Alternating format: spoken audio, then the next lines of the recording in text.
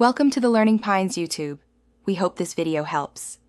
You start by confirming the keyboard app supports custom wallpapers and has storage permission. Without that, nothing will stick. Next, choose an image sized for your device. 1080 x 1920 or a 16:9 crop keeps proportions correct, because poor fit creates distortion. Once done, back up your current theme or note default settings so you can revert. Now open the keyboard app, tap Theme or Appearance, and get to the Wallpaper option. This gets the process into the actionable phase immediately.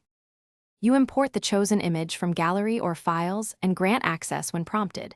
This is essential for the app to read the file. Then crop to the keyboard safe area, focus on where keys sit, because content under keys can distract or obscure letters. Make adjustments.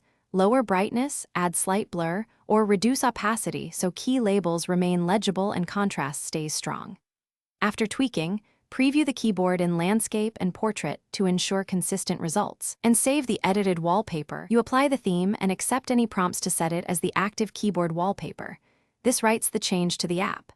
Next, test typing across Messages, Browser, and a Notes app to confirm emoji, special keys, and predictive text remain visible. Make sure contrast holds up. If the wallpaper looks wrong, clear the keyboard app cache or revert to your backup to restore defaults. For persistent issues, re-edit the image with greater blur or lower opacity, then re-import and reapply. Thanks for watching. Consider subscribing if we helped you.